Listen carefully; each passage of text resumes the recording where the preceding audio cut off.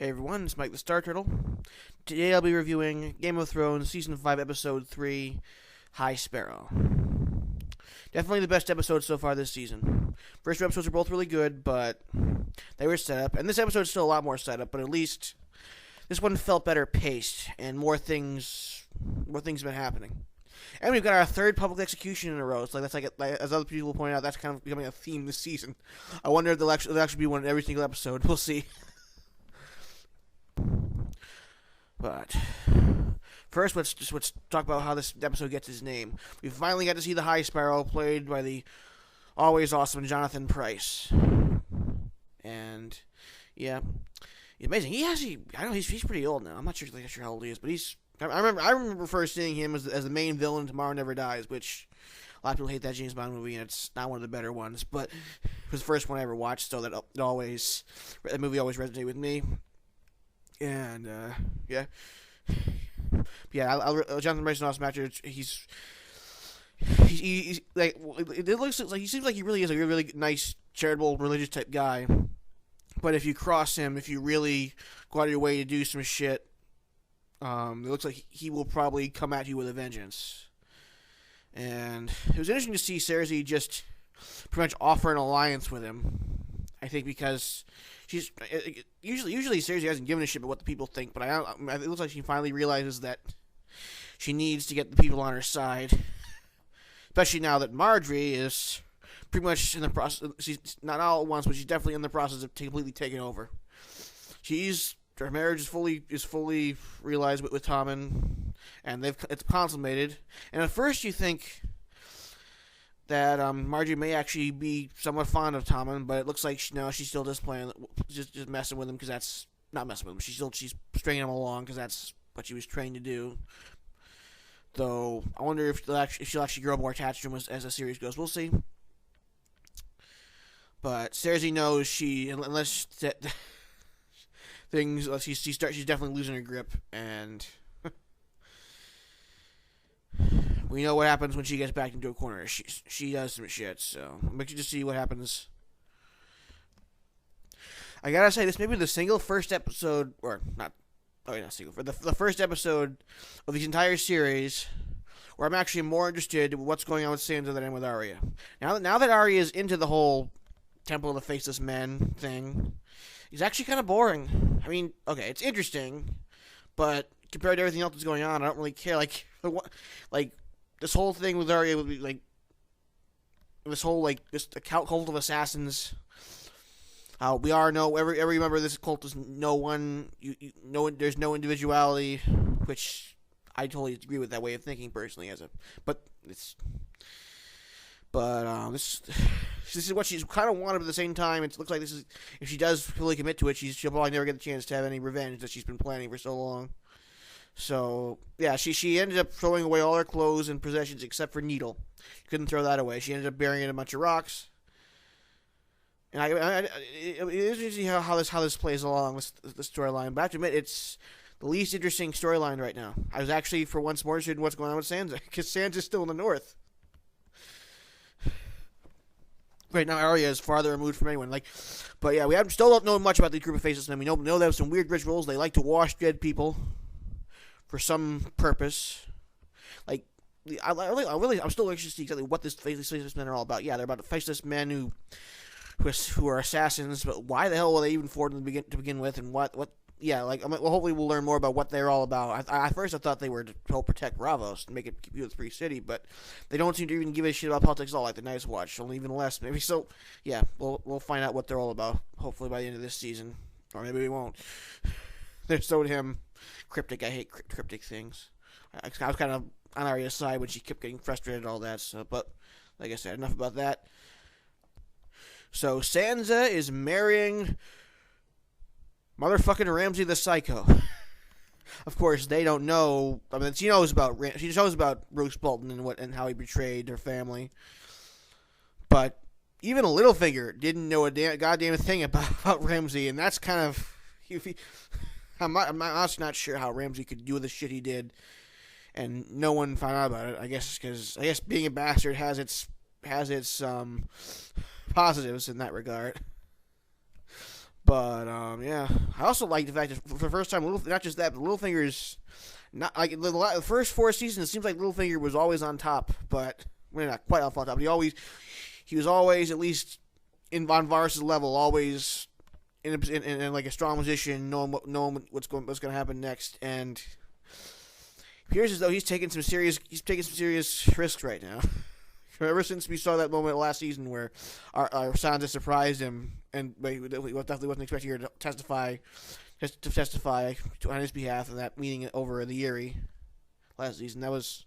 He's got one more reckless. Maybe I don't know. We'll see what happens, but he does not have the grip he usually does. And I think even Roose Bolton's like, yeah, you are not as in charge as you think you are. When his brief reactions with Littlefinger. So, but I'm anxious to see what Cersei wanted from him. She still seems to think that he's on her side. But yeah, ever since that's what happens when a man like Tywin dies. The whole continent is pretty much divided. So anyway, back at the Wall, good old Wall. Again, I'm glad to see. I'm actually happy they keep cutting the Wall. In fact, now. Ever since that last season, they really get going, and Jon's the commander of the Night's Watch, and he finally beheaded that fucking asshole's Jonas Slint, and that was pretty awesome. I was afraid he wouldn't go through with it at first, but then he did, and he did it himself like he should, like his father always taught him. And yeah, good riddance, Jonas. I like how even Alistair is starting to like maybe starts to be like maybe Jon Snow won't be that bad of a leader after all, but this isn't over, I'm sure. It was also interesting to see Sir Davos talk with Jon for the first time. Well, not the first time, but first I actually have a little bit of a heart-to-heart for doing with Jon for the first time, and actually point out that the oath, what's it called? The vow is the oath or whatever it is something that you could take the wording a little bit more liberally. The whole thing about protect what was it, the North, protect the people, shield the innocent, or something like that we can apply to possibly protecting the North from the Boltons too, possibly. I don't know. I don't think Jon's gonna do too much. Maybe we'll see what happens, but right now he's got enough on his plate. Right, he's got to handle Alistair, because Alistair is obviously still not happy with the way things are going, and we haven't even seen the wildlings at all since Prince Mance was executed. I'm like, what's his name? Shit, the tall guy, tall redhead with the big beard, wasn't it? I don't remember the guy's name. Damn it, he's like the highest ranking wildling left alive now, and we still haven't seen him and Jon talk at all since even this season. We saw him briefly when Mance got killed, and then we haven't seen him since. Like we need to know more about what the wildlings are thinking. I'm kind of getting sick of not hearing about that, but. As much of as crazy as Stannis still is, at least he is doing something to try to avenge the wrongs done to the Starks. So I can at least somewhat root for him. Right now, at least.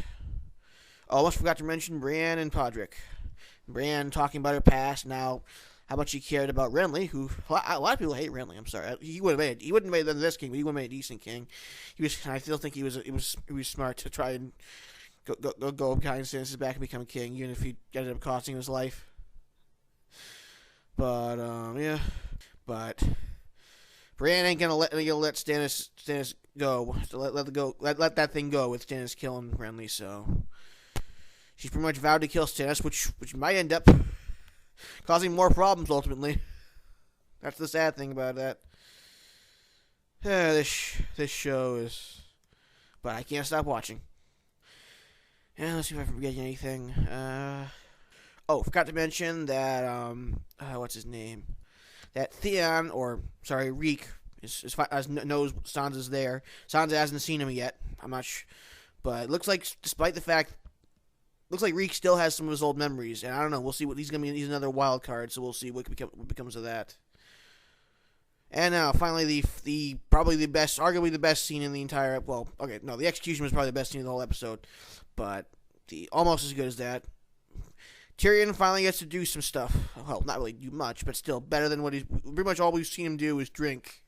drink, and just talk about how fucked up life is. The last 2 episodes, we finally get to see him have enough of being cooped up in either the box or a wagon, and finally decide to just go out in the town. I forget, and what's it called, Atlantis, whatever it is. Closer than ever to Daenerys, but I still don't think we're gonna see the 2 of them are gonna meet till late in the season. But who knows? We'll see what happens. But yeah, we get a little reminder that the Lord of Light is worshipped over here too. Although I've heard it's actually less fanatical over here, less violent. They don't burn people alive as much, though. We'll see. And sorry, I say we'll see a lot. I'm sorry, I'll try not to. But nice to see some more banter between Tyrion and Varys. It's not really adding much to the story, but it's still fun to listen to. Those 2 just go at it.